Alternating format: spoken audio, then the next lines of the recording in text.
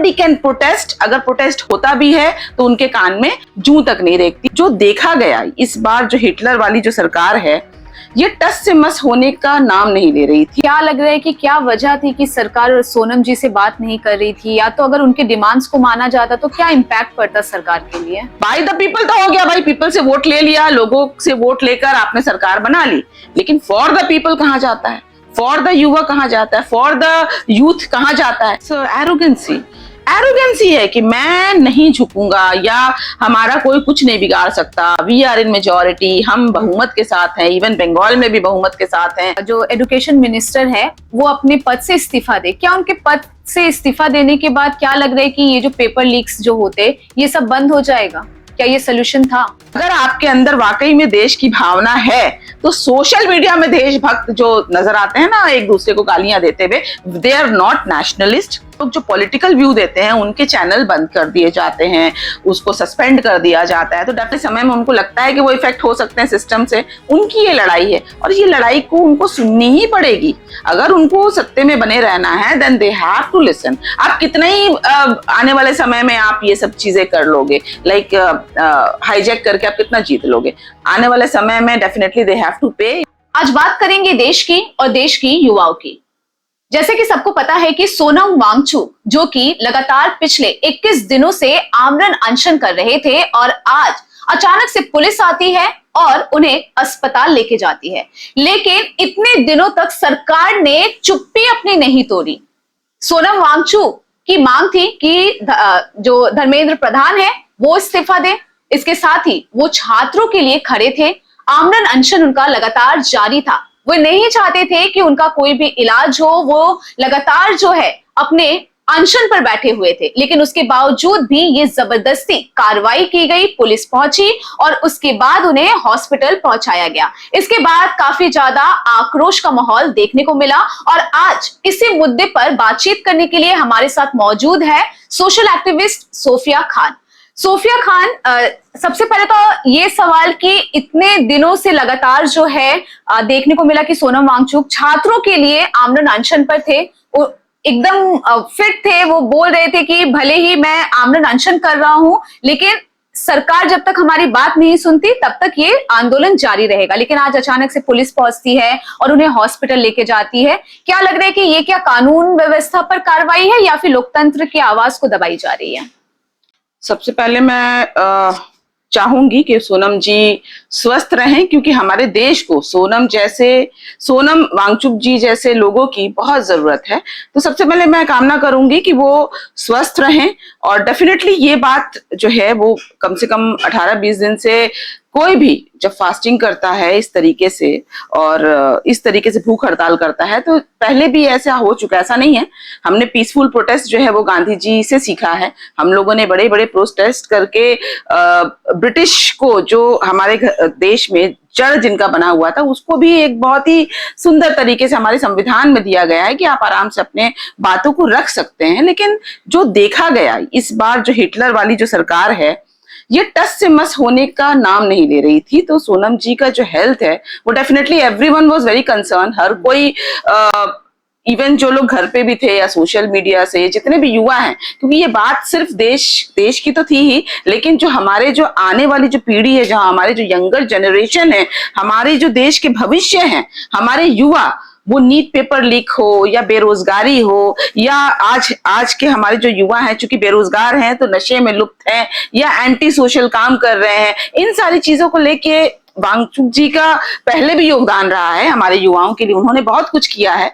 अगर मैं उसकी लिस्ट बनाने लगूं तो मुझे लगता है दैट्स एन इंस्पिरेशन इटसेल्फ। लेकिन अगर मैं अभी की बात करूं तो वांगचुक जी ने अपने जान की परवाह किए बगैर उन्होंने इतना बड़ा रिस्क लिया।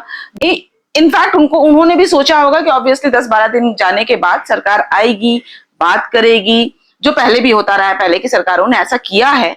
लेकिन इस बार की जो सरकार है, ऐसा क्या है जो इनको लगता है कि हमने जो फरमान दे दिया, हमने जो कह दिया, नोबडी कैन प्रोटेस्ट, अगर प्रोटेस्ट होता भी है तो उनके कान में जूं तक नहीं रेंगती है। तो मुझे लगता है कि this is a message from the government that do whatever you want, आपको जो करना है करो, आपकी जान भी जाती है तो हमें कोई लेना देना नहीं है, because we have all the powers. उनको लगता है कि जिस भी तरीके से वो लोग सत्ते पर हैं, मैं उस पर नहीं जाना चाहती, लेकिन जिस भी तरीके से वो सत्ते पर है, उनको लगता है कि आने वाले समय में भी these things will not affect them, पर ऐसा नहीं है। जिस तरीके का प्यार, जिस तरीके का रिस्पांस सोनम वांगचुक जी को मिला, और आने वाले समय में अगर ये प्रोटेस्ट रैली होती तो मुझे लगता है कि पूरा ऑलमोस्ट देश के सारे युवा आज दिल्ली में जंतर मंतर में नजर आते। मे बी इसको कर्व करने के लिए ये जो देखा गया, आई मीन गवर्नमेंट ने ये चीज को फील किया कि अगर ये चीज होता है तो definitely it's not going to help them, और ये एक बहुत बड़ा एक रेवोल्यूशन के तौर पर मैं इसको देख रही हूँ। और एक रेवोल्यूशन आता और उसको ऑब्वियसली डाइवर्ट करने के लिए सोनम जी को इस तरीके से जंतर मंतर से उनके प्रोटेस्ट को तोड़ने की कोशिश की गई है। बट देखिए, चिंगारी तो लग गई है, चिंगारी लगा दिया है सोनम जी ने, एंड ये जो चीजें हैं, जो मैसेज है जो युवाओं में गया है कि अपने लिए स्टैंड लेना, हमें कॉम्प्रोमाइज नहीं करना है कि भाई जैसा चल रहा है, जैसे हमारे अभी जेंजी जैसे हो गए हैं कि भाई जो सिस्टम है गो विद द फ्लो, जैसा है अभी के जितने भी जो लोग हैं ना, उनको लगता है कि अभी जैसा सिस्टम है हमको उनको एक्सेप्ट कर लेना, हमें क्या। लेकिन नहीं, हमें ये जो मैसेज दिया है सोनम जी ने कि हमें सिर्फ अपने बारे में नहीं सोचना है, हमें एज अ सोसाइटी सोचना है, हमें हमारे आने वाली पीढ़ी जो अभी बिल्कुल तबाह होती नजर आ रही है, almost there is no job, सारे लोग जो है बिल्कुल ब्रेनलेस हो गए हैं। वो गवर्नमेंट जो भी कहती है, whatever we see in news media, जो एक तरफा बात करती है उसको हम अडेप्ट करते जा रहे हैं। तो ये जो अनुकूलन हमारे अंदर हो रहा था कि हमें सिस्टम के साथ बह जाना है, हमें एजुकेशन नहीं चाहिए, हम कुछ और कर लेंगे, बट नो, एडुकेशन का जो पर्पस होता है ना, ये हम सब जानते हैं। ऑब्वियसली एक एडुकेटेड समाज इस चीज को समझ पाता है कि education is not just for your job और फॉर योर फाइनेंशियल सिक्योरिटी। लेकिन अगर देश के युवा को हम पूरी तरीके से, अगर हम एजुकेशन सिस्टम को खत्म करते हैं, तो समझ लीजिए हम आने वाले देश के भविष्य को कहीं ना कहीं कॉम्प्रोमाइज करते हैं, और पूरे देश की जो उन्नति है वो डेफिनेटली, जो हम देख भी रहे हैं कई सालों से, जो डिटोरिएशन हो रहा है हमारे देश में, या जो हमारे जेंजी की जो माइंडसेट है, वो ऑब्वियसली अभी it is divided of course. माने लोग, कुछ लोग, आप देखिए गवर्नमेंट के साथ हो सकते हो, that's okay, totally your choice, either you with opposition और विथ गवर्नमेंट, लेकिन आपको एडुकेटेड लोगों जैसा बिहेव करना है, जो हमारे आज के युवा में नजर नहीं आ रही है। लेकिन इन चीजों को झिंझोड़ा है सोनम जी ने। तो मैं सबसे पहले इसके ऊपर भी मैं मिक्स रिव्यू दूंगी कि अगर सोनम जी को ले गया तो कुछ हद तक मुझे लगता है कि this was the demand of the day, क्योंकि हमें सोनम जी किसी भी हाल में चाहिए, वो उनकी सेहत ठीक रहे। आने वाले समय में उनको बहुत लड़ाइयां लड़नी है, कहीं ना कहीं ये कार्रवाई तो सही थी, क्योंकि उनका जो हेल्थ जिस प्रकार से दिन प्रतिदिन, देखिए कार्रवाई का प्रोसेस तो ऑफ कोर्स सही नहीं था। मैं कह रही हूँ कि सोनम जी का जीवित रहना बहुत जरूरी है हमारे लिए और हमारे युवाओं के लिए, लेकिन ये प्रोसेस दूसरे तरीके से हो सकता था। उनके साथ आकर बात की जा सकती थी, उनके कुछ डिमांड्स को प्रॉमिस किया जा सकता था। आखिर वो क्यों लड़ रहे थे, वो क्यों लड़ रहे थे भाई? उनकी तो अपनी कोई जमीन जायदाद की लड़ाई थी नहीं, वो तो कोई ऐसे मुद्दा, पॉलिटिकल कोई मुद्दों को लेकर वो लड़ नहीं रहे थे। उन्हें सिर्फ यही चाहिए था कि भाई जिन भी स्टूडेंट के साथ जो भी गलत चीज जो की गई है इन पास्ट, वो बच्चों के साथ आने वाले समय में ये चीज ना हो, और जो लोग भी रिस्पॉन्सिबल हैं वो लोग इस्तीफा दें, वो लोग जिम्मेदारी लें। ये छोटा सा डिमांड भी अगर आज के लोग नहीं कर पाए और इसको गवर्नमेंट फुलफिल ना कर पाए, जैसे हम कहते हैं this is a democratic country, हमारा लोकतांत्रिक देश है, ये with the people, bye the people, for the people, ये क्या सिर्फ किताबों में रह जाएगा? तो by the people, for the people, bye the people तो हो गया भाई, पीपल से वोट ले लिया, लोगों से वोट लेकर आपने सरकार बना ली, लेकिन फॉर द पीपल कहां जाता है? फॉर द युवा कहां जाता है? फॉर द यूथ कहां जाता है? तो आपने अगर कोई गलती की है, अगर सिस्टम ने कोई गलती की है तो सिस्टम को जिम्मेदारी लेनी होगी। अगर सिस्टम जिम्मेदारी नहीं लेता है तो सोनम वांगचुक जैसे लोग डेफिनेटली, जिनको देश की परवाह है, जिनको युवाओं की परवाह है, वो इस तरीके की अनशन में जरूर जाएंगे। और आने वाले समय में मुझे लगता है सोनम जी से काफी लोग इंस्पायर्ड है। अभी देखिए आप, मैंने अभी सोनाक्षी सिन्हा जी का भी एक देखा, उन्होंने ये भी एक वर्ड यूज किया है, ये एक अपने आप में एक मैसेज है, अब जो होगा देखा जाएगा। इससे क्या समझ में आता है कि शी ऑल्सो नोज कि उसने चूंकि बोला तो डेफिनेटली उनको फिल्में नहीं मिलेंगी, डेफिनेटली उनके फैमिली के ऊपर एक अटैक हो जाएगा। कि बहुत सारे इन्फ्लुएंसर्स है तो सेलिब्रिटीज जो है वो खुलकर सोनम वांगचुक के सपोर्ट में नहीं आ रहा है, इसको भी आप कैसे देखते हैं? देखिए, मैंने कई पास्ट में देखा है, कई लोग जो पॉलिटिकल व्यू के साथ, अभी तो इन्फ्लुएंसर्स बहुत अलग अलग फील्ड में हैं, कुछ लोग डांस करते हैं, कुछ लोग अपने टैलेंट्स दिखाते हैं, कुछ लोग पॉलिटिक्स पर बात करना चाहते हैं। लेकिन मैंने ये भी देखा है कि कई लोग जो पॉलिटिकल व्यू देते हैं उनके चैनल बंद कर दिए जाते हैं, उसको सस्पेंड कर दिया जाता है। तो डेफिनेटली अब किसी ने अगर मिलियन फॉलोअर्स बना लिए हैं तो कोई इंडिविजुअली ऑब्वियसली वो डरेगा ना कि भाई मेरे रोजी रोटी पर आ जाएगी, मेरे फैमिली को तंग किया जाएगा, इफ मेरा कोई जॉब है उस जॉब को ट्रांसफर कर दिया जाएगा या इवन मुझे सस्पेंड कर, ये भी हो रहा है। तो ये actually it's a total attack on democracy, और इस डेमोक्रेसी को बचाने के लिए अब लोग डेफिनेटली, ये देखिए, देश से बढ़ के कुछ भी नहीं है। अगर आपके अंदर वाकई में देश की भावना है तो सोशल मीडिया में देशभक्त जो नजर आते हैं ना एक दूसरे को गालियां देते हुए, दे आर नॉट नेशनलिस्ट, वो लोग जस्ट गुमराह करते हैं। Even it is bots also, हो सकता है कि वो पेड रिव्यूज होते हैं। तो मेरा ये कहना है कि जिनके अंदर जमीर जिंदा है, जिनको लगता है कि उनके अपने जिंदगी से ज्यादा इंपॉर्टेंट देश और आने वाले समय में हमारे जनरेशन के लिए है, तो उनकी जमीर जरूर जागेगी। और आज ये सोचकर भी कि हो सकता है उनके ऊपर पर्सनल अटैक किया जाए, उनके जॉब चले जाए, उनको परेशान किया जाए, लेकिन सोनम वांगचुक जी एक इंस्पिरेशन है कि हमें अपने ऊपर से उठकर सोचना होगा, देश के लिए सोचना होगा। अगर ऐसा हमारे पूर्वजों ने नहीं सोचा होता तो आज हमारा देश ब्रिटिश से आजाद नहीं हुआ होता। आज लोगों ने फांसी पर चढ़े, भगत सिंह फांसी पर चढ़े, किसके लिए चढ़े? गांधी जी ने गोली खाई। अभी जितने भी हमारे जो फ्रीडम फाइटर्स हैं, जिसको लेकर हम 15 अगस्त और 26 जनवरी को ही बात करते हैं, लेकिन नहीं, we are inspired by them, और हम अपने युवाओं को इंस्पायर करते हैं कि गलत नहीं सहना है, आपको देश के लिए लड़ना है, भले वो देश के खुद के लोग ही क्यों ना हो। तो गद्दारों से आपको लड़ना है, आपको सिस्टम के लिए लड़ना है, फॉर द सिस्टम लड़ना है, वरना अगर आप आज नहीं लड़ोगे तो आप सिस्टम का शिकार हो जाओगे। अच्छा सोफिया जी, क्या लग रहा है कि क्या वजह थी कि सरकार सोनम जी से बात नहीं कर रही थी, या तो अगर उनके डिमांड्स को माना जाता तो क्या इम्पैक्ट पड़ता सरकार के लिए? देखिए, इट्स अ टोटली, मैं यही कहूंगी कि इट्स एरोगेंसी है कि मैं नहीं झुकूंगा या हमारा कोई कुछ नहीं बिगाड़ सकता, वी आर इन मेजॉरिटी, हम बहुमत के साथ हैं, इवन बंगाल में भी बहुमत के साथ हैं। अब क्यों है, देखिए, ये मैं इसके ऊपर नहीं जाना चाहती, बिकॉज डेमोक्रेसी के तौर पर हमने ऑब्वियसली वोट दिया। अभी लोग क्या चाहते हैं, मेजॉरिटी ऑफ लोग क्या चाहते हैं, अभी सिस्टम किस तरीके से हो रहा है ये मुझे नहीं पता, बट डेफिनेटली एरोगेंसी तो है।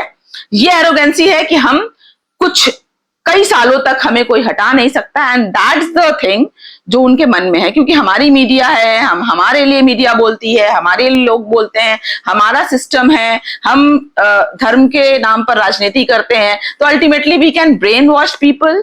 अगर लोग जब तक इलिटरेट रहेंगे तब तक हम सत्ते पर बने रहेंगे। तो भाई लोगों को एडुकेशन क्यों देना है? अभी अगर एजुकेशन मिनिस्टर का हम इस्तीफा मांग लेंगे तो कोई एडुकेटेड लोग अगर आ जाएगा तो बच्चे पढ़ नहीं लेंगे, और बच्चे अगर पढ़ना शुरू कर देंगे तो भाई इस तरीके की राजनीति कैसे चलेगी? तो आने वाले समय में भी अगर हमें 100 साल तक राज करना है, जैसे ब्रिटिश ने किया था, divide and rule and whatever जो भी उनका प्रोसेस था, तो वो नीति लॉन्ग रन एक नीति मुझे लग रहा है लेके चला जा रहा है, ताकि देश के युवा भाई बिल्कुल बेरोजगार हो जाए। एक डिमांड था कि जो एजुकेशन मिनिस्टर है वो अपने पद से इस्तीफा दे। क्या उनके पद से इस्तीफा देने के बाद क्या लग रहा है कि ये जो पेपर लीक्स जो होते ये सब बंद हो जाएगा? क्या ये सोल्यूशन था? देखिए, कहीं से तो शुरुआत करनी थी ना। डेफिनेटली अगर इस्तीफा आज मांगा जाए और उनको इस्तीफा देना पड़े फोर्सफुली, तो definitely those who are going to sit again, अगर कोई दूसरा उस पद पे आता है तो उसके माइंड में ये प्रेशर जरूर बना रहेगा, if I do anything wrong, अगर मैं कुछ गलत करता हूं तो मुझे रोकने के लिए लोग हैं। आज अगर इनको ये लग जाए कि भाई पेपर लीक हो जाए, बच्चे सुसाइड कर लें, बच्चों के माँ बाप सुसाइड कर लें, बच्चों का पूरा जनरेशन खराब हो जाए, लेकिन फिर भी हमें रोकने वाला कोई नहीं है, अगर ये फीलिंग आपके अंदर भी आएगा, मेरे अंदर भी आएगा कि nobody is there to stop me, definitely मेरा माइंड वैसा एरोगेंसी की तरफ जाएगा ही। वी आर ह्यूमन, हम सब इंसान है और हमारे अंदर वो चीज आता ही है, तो हमें वो कंट्रोल करने के लिए वो सारी चीजों को डेफिनेटली देखना पड़ेगा। So there should be someone to check. तो मैंने अभी कहा by the people and for the people, तो बाय द पीपल है तो फॉर द पीपल है, and people have to do that, जिसमें से सोनम वांगचुक जी भी इस देश के नागरिक हैं, वो हमारी ही तरह एक नॉर्मल साधारण इंसान है, लेकिन उनको देश की चिंता थी तो उन्होंने बहुत सारी चीजें की हैं। It's not only protest, but उनका जो योगदान रहा है एजुकेशन सेक्टर में या उनके जो, उसको हम we can not imagine like a normal human being. Obviously उसके लिए आपको बहुत ज्यादा डेडिकेटेड होना होता है अपने देश के लिए। एंड आई नो कि एवरीवन इज देयर, बट उनको पता नहीं कि हमें कैसे देशभक्ति करनी है। तो हम अपने युवाओं से यही कहेंगे कि सोशल मीडिया वाले देशभक्त मत बनिए, सिस्टम को समझिए। You don't have to oppose all the time, government को ऑल द टाइम आपको अपोज नहीं करना है तभी आप देशभक्त होंगे, ऐसा नहीं है। But yes, there should be a strong opposition, there should be strong people जो कम से कम गलत को गलत बोलें और सही को सही बोलें, ये एटलीस्ट हमें करना अच्छा, होगा। सोनम जी को आज हॉस्पिटल पहुंचाया गया, उसके बाद जो सीजेपी के यानी कांग्रेस जनता पार्टी के जो संस्थापक है अभिजीत दीपके, वो अनशन पर बैठे हैं, और जो खबरें मिल रही है कि जब वो अनशन शुरू किए उसके बाद एक महिला ने उनके चेहरे पर स्याही फेंका। इसको कैसे देखते हैं? एक तो वो अनशन कर रहे हैं और उसके बाद उनके ऊपर स्याही फेंकना। देखिए, यू नेवर नो ना कि वो महिला जो है एक आम महिला थी, क्योंकि स्याही फेंकने का कोई ऐसा मुझे लगता है कोई पॉइंट नहीं था। मे बी वो बीजेपी के लोग हो सकते थे या कोई ऐसा कोई हो सकता है जिनको भाई पेड, आजकल तो यू नेवर नो ना, अभी कुछ लोगों को मैंने पे कर दिया कि भाई जाओ तुमको वो चीज डिस्टर्ब करना है, तुमको उस पर चप्पल मारना है, तुमको उस पर अंडे मारना है, जो हमने वेस्ट बंगाल में भी देखा। तो यू नेवर नो कि that is a genuine thing. अभी के डेट में आप नहीं समझ पाते हो कि लाइक वो जेन्युइन, लेकिन जेन्युइनली कोई उनको क्यों मारेगा? अभी वो अगर किसी सिस्टम के लिए, युवाओं के लिए अगर लड़ रहे हैं, पीसफुली लड़ रहे हैं, तो मुझे नहीं लगता कि कोई भी कॉमन आदमी इंक मारेगा या उनको किसी भी तरीके से तकलीफ पहुंचाने की कोशिश करेगा। Because and of the day उनकी अपनी पर्सनल मोटिव जो कुछ भी हो, अगर उनको लगता भी है, जिनको अगर लगता भी है they are opposing them, but end of the day they are fighting for country, they are saying something, हमको सुनना तो पड़ेगा ना, हम कान में रुई नहीं डाल सकते। If those people are saying something, उन लोग कुछ कह रहे हैं और सिस्टम के लिए कह रहे हैं, तो हमें एटलीस्ट 2 बार चेक करना होगा। Even if we are supporters of government, then also हमको ध्यान देना होगा कि एक्चुअली में कहां कहां पे लूप होल्स है, कहां कहां पर चीजों को ठीक किया जा सकता था और कहां कहां चीजों को ठीक करने की जरूरत है। यहां पर हम अंधे बहरे कानून की तरह नहीं हो सकते। कहते हैं ना कि अपनी आंखों को खोलिए, दिमाग को खोलिए। Even if you are totally अंधभक्त, देन ऑल्सो आपको सोचना होगा कि अगर आज उनके बच्चे की जान जा सकती है तो कल के हमारे आपके भी हो सकते हैं, तो हम भी इस सिस्टम का शिकार हो सकते हैं। Unless we speak, we have to speak, हमें वोकल होना होगा, हमें बोलना होगा, हमें सरकार को झिझोड़ना होगा कि ये गलत है तो गलत है, ये सही है तो सही। अच्छा, 20 तारीख को ये संसद मार्च होने वाला है, क्या लग रहा है कि अब ये मार्च होगा? और क्योंकि ये कहा जा रहा था कि ये एक जन आंदोलन में जो है देखने को मिलेगा, काफी लोग यहाँ पे पहुंच पाएंगे, और कहीं ना कहीं जब संसद मार्च ये होता तो सरकार पर भी दबाव पड़ता। क्या लग रहा है कि इसे अब रोकने की कोशिश की जाएगी? देखिए, डेफिनेटली मास आंदोलन जब होता है तो उसका डायरेक्टली इफेक्ट तो ऑब्वियसली करंट गवर्नमेंट को ही होता है, जब भी हुआ है। इससे पहले अन्ना हजारे ने जो किया, हम सब जानते हैं कि पूरी सरकार ही बदल गई कांग्रेस की। तो डेफिनेटली देखिए, मैंने क्या कहा कि जब लोग जन आंदोलन होता है, किसानों ने जब आंदोलन किया तो हमने देखा कि ये काला कानून को वापस लेना पड़ता। तो प्रोटेस्ट का असर होता है, ऐसा नहीं है नहीं होता। लोग कहते हैं कि भाई प्रोटेस्ट करते रह गए, नहीं, there is always an impact. हर प्रोटेस्ट का असर हुआ है। जैसे मैंने अभी कहा कि देश में जब आंदोलन हुए तब जाकर ब्रिटिश ने हमारे देश को छोड़ा। भले समय लगा, 200 साल लग गए, लेकिन हुआ जरूर। तो इसीलिए ये जो पीसफुल प्रोटेस्ट है, गांधी जी ने सिखाकर हमें गए। ऑब्वियसली हम वायलेंस में नहीं जा सकते, बिकॉज जो लोग भी आंदोलन करेंगे, इफ देयर बी वायलेंस, उनकी जाने जाएंगी, वो नहीं करना है। पीसफुल प्रोटेस्ट का मतलब क्या होता है? अपनी बातों को रखना, हमें फंडामेंटल राइट्स दिए गए, हमें मौलिक अधिकार दिया गया है कि हम अपनी बातों को बिल्कुल अपने तरीके से, पीसफुल तरीके से, फ्रीडम ऑफ एक्सप्रेशन जिसको कहते हैं, वो तो हमें संविधान ने दिया है एंड वो कोई क्राइम नहीं है। अगर फ्रीडम ऑफ एक्सप्रेशन होता है, अनलेस एंड अनटिल उसमें कोई आपका पर्सनल मोटिव नहीं होना चाहिए। उसमें भी मैं इस बारे में भी मैं सोचना चाहती हूँ, किसी का अपना पर्सनल, मुझे खुद को नेता बनना है तो मैंने लोगों का इस्तेमाल किया, ऐसा नहीं करना है।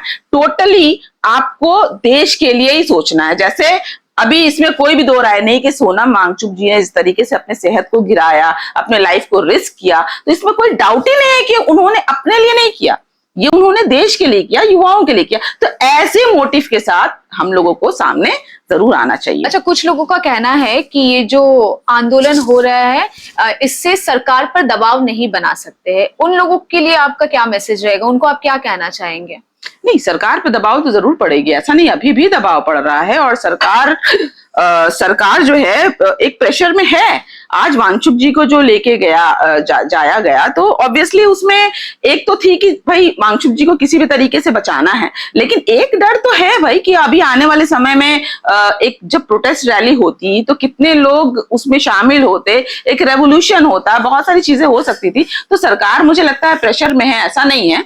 और गवर्नमेंट जितना भी एरोगेंसी दिखाए, लेकिन प्रेशर तो है, बिकॉज जहां पर जन आंदोलन होता है ना, जहां कोई पॉलिटिकल बैनर नहीं है, ये किसी पार्टी के तरफ, ये ऑपोजिशन या किसी भी पार्टी के बैनर के प्रति ये नहीं हो रहा है। दिस इज बाय द युवा, जो युवा इफेक्टेड हैं या आने वाले समय में उनको लगता है कि वो इफेक्ट हो सकते हैं सिस्टम से, उनकी ये लड़ाई है और ये लड़ाई को उनको सुननी ही पड़ेगी। अगर उनको सत्ते में बने रहना है then they have to listen. आप कितना ही आने वाले समय में आप ये सब चीजें कर लोगे, लाइक हाईजैक करके आप कितना जीत लोगे, आने वाले समय में डेफिनेटली दे हैव टू पे। इफ दे डोंट, एरोगेंसी जो है इनकी ये टूट पाएगी, क्योंकि अब जो है अभिजीत दीपके वो भी आंदोलन कर रहे हैं, उनके साथ और भी कई सारे छात्र हैं जो भी आंदोलन करते हुए आमरण अनशन पर बैठे हुए हैं।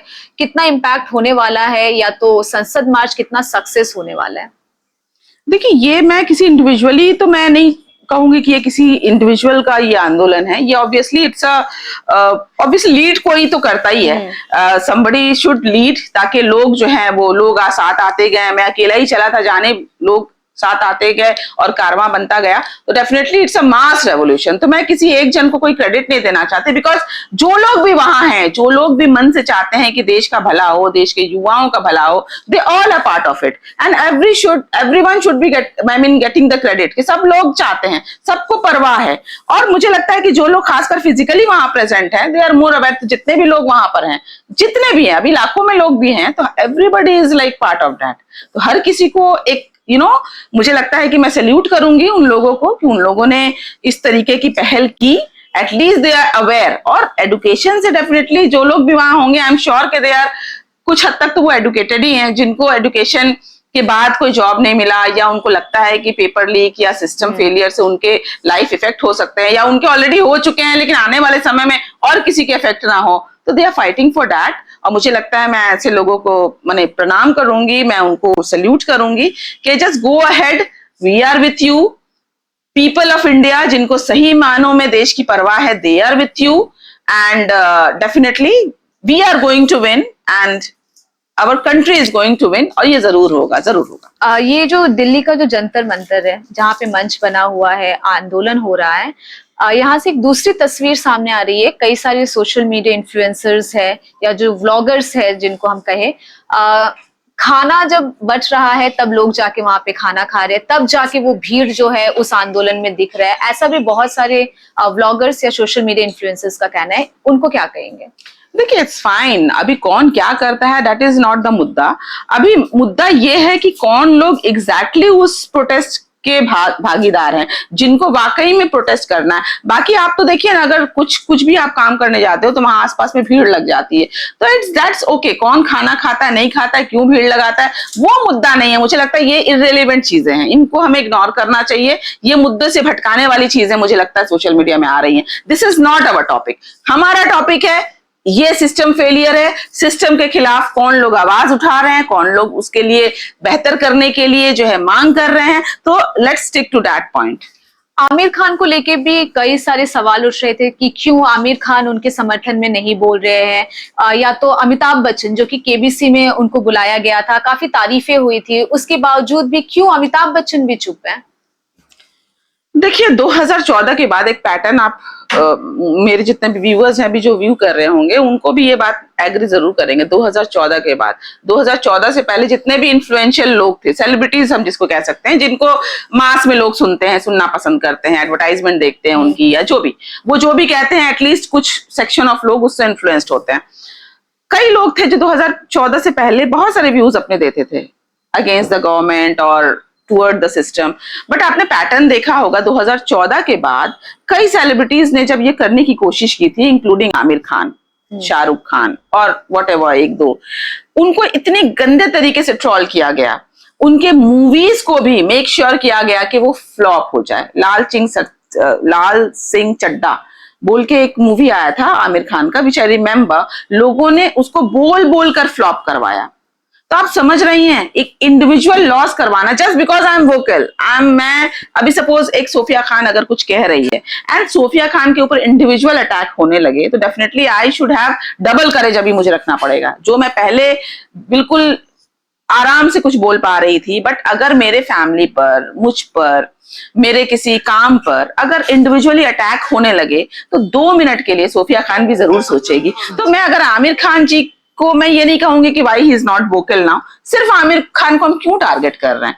पूरी इंडस्ट्री, पूरे सेलिब्रिटीज, पूरे इन्फ्लुएंसर्स, जितने भी लोगों को सोशल मीडिया में मिलियन मिलियन लोग फॉलो करते हैं, उन सब को नाम लीजिए आप कि वो क्यों नहीं बोल रहे हैं। उन सबको बोलना चाहिए। अभी भी मुझे लगता है कि 0.5% ऑफ लोग भी नहीं बोल रहे हैं, 2-4 जन को छोड़कर अभी सारे लोग नहीं बोल रहे हैं। और रीजन इज सेम कि उनको इंडिविजुअली उनका लॉस किया जा सकता है, उनके चैनल बंद किए जा सकते हैं, अगर वो फिल्म इंडस्ट्री में है तो उनको काम देना बंद किया जा सकता है। जैसे एक एग्जांपल मैं बताऊंगी, स्वरा भास्कर, जब CA/NRC के वक्त उन्होंने बहुत सारी बातें बोली, so she was trolled badly.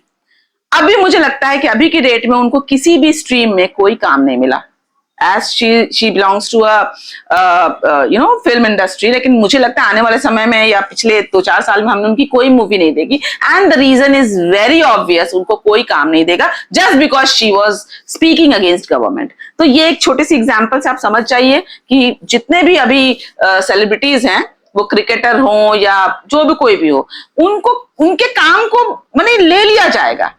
तो एक तरह से आप कह सकते हो ना, इट्स अ डेमोक्रेटिक राइट को धीरे धीरे खत्म की जा रही है, डराया जा रहा है कि आपको कुछ नहीं बोलना है। बिकॉज अगर कोई इन्फ्लुएंशियल लोग कुछ बोलते हैं तो डेफिनेटली उसका एक इम्पैक्ट होता है। तो हम क्यों ना, माने जिनको नहीं, अभी मैं अगर गवर्नमेंट की बात करूं तो उन्होंने बहुत ही प्लान वे से सबसे पहले तो मीडिया को खरीदना, उसके बाद जितने भी इन्फ्लुएंसर्स हैं उनको इस तरीके से प्रेशराइज करना कि नहीं बोलना है, तो ऑटोमेटिकली ऐसे ही तो आधी चीजें तो ऐसे ही सॉर्टेड हो गई।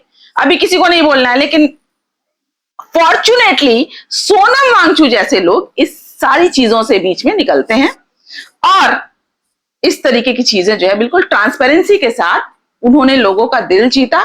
क्योंकि अभी क्या हो गया है ना, कभी कई लोग जो है ना वो ट्रस्ट उन्होंने खो दिया है, कई प्रोटेस्टर्स को, कि भाई उनका अपना पर्सनल मोटिव हो सकता है, उनको लीडर बनना है, उनको ऐसा करना है, जो हमने पास्ट में भी देखा है। कई आम जनता पार्टी के जितने लीडर्स हैं अभी बनने के बाद वो ठीक बीजेपी में चले गए। तो ये ट्रस्ट भी हमने ही खोया है, तो वो ट्रस्ट को नहीं खोना है।